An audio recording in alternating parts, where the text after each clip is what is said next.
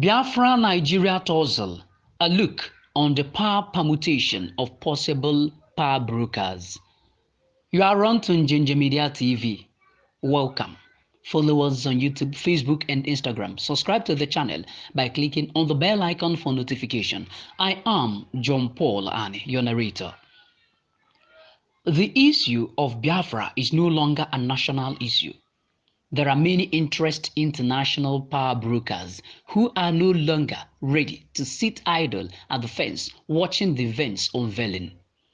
These interests parties have their various degrees at which they would love to get committed into the tussle. While Biafrans, led by Mazi Nnamdi Kanu, is driving deep into Korean Western support and by extension, other key non-Western blocs, Nigeria, led by the Fulanis, are driving towards China and her allies. This write-up is geared towards assessing what various parties' choice of allies seeking might result to. Possible team of Nigeria, United Kingdom, China, Turkey, Pakistan, and Iran. Speculatively, I see these above countries to possibly throw in their supports to Nigeria. It is important to also state here that their power positions vary as they, on their individual levels, have different power stake. United Kingdom. This is the mother nation of Nigeria. Britain would wish to have Nigeria remain, even if not on oil benefit, but to run her as a mercantile outlet for British products. Now, European Union future market is not guaranteed, and the current Donald Trump's protectionist market policy. But what Britain can't go too deep into is to get her economy sunk into a war she will lose. She would rather get the Biafra question resolved diplomatically, which is less expensive to her than to get involved into war that involves present Biafra generation. On one hand, Britain feels cheated and maneuvered by Nnamdi Kanu, who established the Radio Biafra London in UK before now. To UK, it is a difficult thing to explain that she doesn't want Biafra. She's hosting her radio station. To the Nigerian government, it is a silly explanation for one who is housing the assets of their enemies to come and tell them that she's not in support of Biafra. For Britain to convince Nigeria to the contrary, she needs extra commitment, which Britain is also careful to handle. For instance, Nigerian government have often protested to UK over broadcast of Radio Biafra London from London. But Britain, knowing too well the damage involved in going extrajudicial in handling the issue, oftentimes choose to neglect Nigeria's protest. Countries of Africa, Anglophonian countries, who would have been sympathetic to Nigeria, often feel the British government, who licensed Radio Biafra London, wants Nigeria disintegrated. This is a serious hook that Britain is struggling to explain to the world. China. China is a newly emerging market. China, as a newly emerging market, is careful not to drag her growing but unstable economy into crisis. Cases abound where China outrightly refused to be dragged into war, knowing too well that such is American ploy to get her emerging economy dwindled. In Korea Peninsula, China abandoned North Korea when it becomes obvious that Donald Trump was ready to bomb North Korea. Trump deployment of America bombers, which are all nuclear delivery agents, forced China to distance herself from the sick North Korea.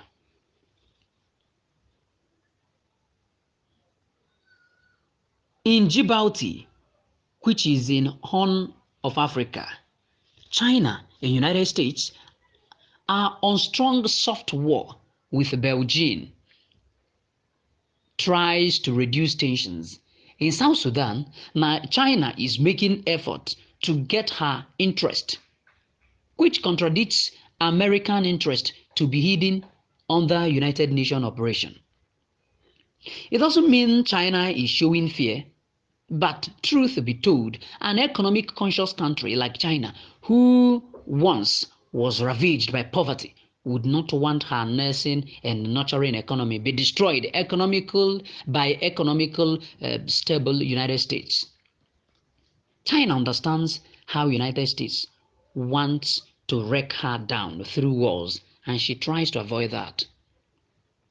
From Obama, Asian pivot, to Trump's Burma deployment, down to the present Hong Kong crisis, are soft American traps to get China entangled into devastative trap. China has read histories widely and understands how America used artificially external created wars to wreck down the defunct USSR. And to China, she doesn't want to get into American created wars for her. It is this Chinese skepticism that forced Nigeria to look into Russia for arms. China doesn't want to be dragged into Cold War with the United States over Nigerian affairs. And that single act made the Nigerian government to look for arm procurement from Russia. But if truth be told, IPOB have a comparative advantage to engage China, not necessarily to arm Biafrans, but to remain neutral in the Biafra-Nigeria ongoing battle. Getting China to delink from any kind of support to Nigeria will be the final collapse of the contraption. Now, we'll move to Turkey. The trapped Turkey would have loved to give support to Nigerian government as Recep Tayyip Erdogan is trying hard to position himself and Turkey as the voice of Islam. Recep Tayyip Erdogan thinks that the failure of Saudi Arabia and the Gulf states not to confront Israel, rather are under romance with the state of Israel, is a betrayal to the Muslim Ummah. So, if Turkey is to support Nigeria, she would do that under the flag of Islam. But unfortunately, Turkey is trapped into Syria, which only heaven knows when and how she will come out from the mess Trump created for her. She is facing serious economic challenges due to the immigrants' influx and the current war she uncalculatively walked into in Syria. Saudi and the rest of Gulf states are not happy with Turkey, self-made leader of Muslim world. For instance, during the time of Qatar blockade by Saudi and other Gulf states, with Egypt inclusive, Turkey stood on the side of Qatar with Iran against Saudi Arabia and her friends, which were interpreted by Saudi Arabia as a direct challenge by Turkey. Such a country with a magnitude of challenges will never wish to have herself lumped into Nigerian mess. Pakistan and Iran. Pakistan has been a source of Nigeria arms and other Islamic teachings and techniques. Pakistan has been known as technically failed state, which is controlled by powerful military personnel who are sympathetic to Islamic cause. Though claimed to be democratic state, the world knows the role of Pakistan in the destabilization of Afghanistan through the Taliban. Even Osama bin Laden got his safe haven in Pakistan. And India today is suffering the effects of having such extremist country as neighbor. In case of Biafra-Nigeria crisis, Pakistan, if approach, can give advisory role to Nigeria, as she currently have no money to share, as she's currently suffering due to Donald Trump's withdrawal of American aid to her due to her anti-Israel postures. Today, Pakistan is also foreseeing outbreak of war with India and Kashmir and would love to concentrate on the big trouble India than a distant African nation. Iran also would wish to fall in as Saudi Arabia, who is currently in love with Israel. We don't want to fight against Jewish state of Biafra freedom. But the serious challenge facing Iran is how to explain to her people and Nigerian Shiites that she is trying to save a Sunni regime of Nigeria that is still holding Sheikh Ibrahim el-Zakzaky, whom Iran had warned the Nigerian Sunni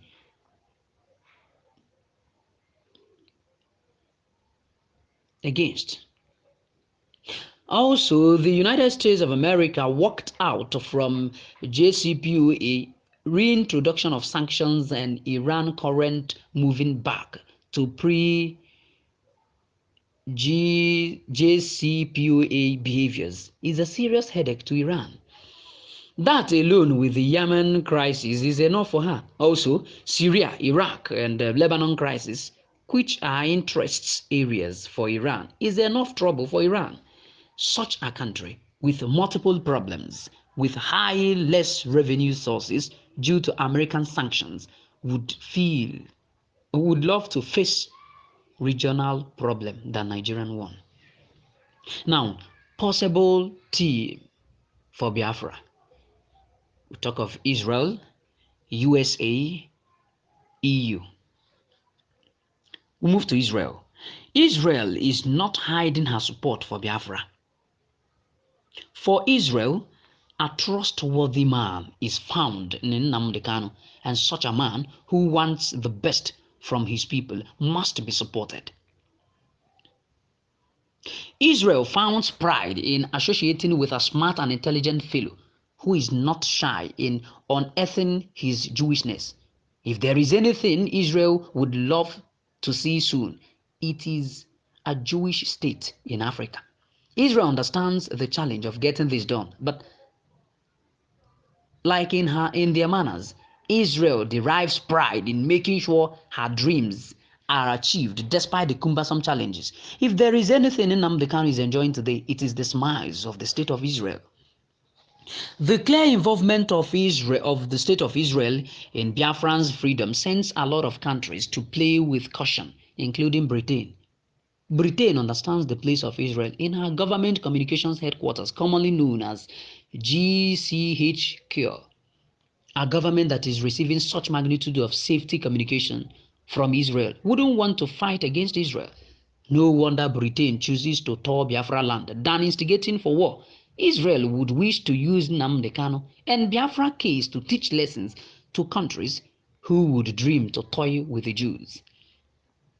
The most difficult thing now is to Nigeria and Britain is how Nnamdi Kanu would be talked away from wearing Jewish religion wears, which is taking the challenge beyond the state of Israel toward Jewry. Nigeria fears Israel's advancement in Sahel. ECOWAS and AU is geared towards aiding Biafra's struggle. To Nigeria, Chad, Niger, Togo, and others have betrayed her and must be deprived of those benefits they get from Nigerian market. It is this smart play of the Biafran struggle to Jerusalem that made Nigeria to think that Nnamdi Kanu is dangerous and over-smart to undermine. What one is struggling to understand is how Nnamdi Kanu gave the Biafra struggle a multi-dimensional definition. The world is scared if Israel, a nuclear possessor, would watch and see the Biafran Jews murdered in millions again. Some social analysts are beginning to understand what Nnamdi Kanu meant by saying, if care is not taken, Biafra will cause Third World War. Now we'll go to USA. United States of America, the government feels unhappy with the way things are going, especially in Nigeria. To USA, Nigerian government is running away from her responsibilities with the lie that Nnamdi Kanu and IPOB only wants war. The failure of the Nigerian government not to adhere to the United States advice to engage IPOB on dialogue makes United States to frown at Nigeria. Unfortunately, on her failed assassination attempts on Nnamdi Kanu, United States got to know that Nigeria is a lawless and crooked state that must be crumbled.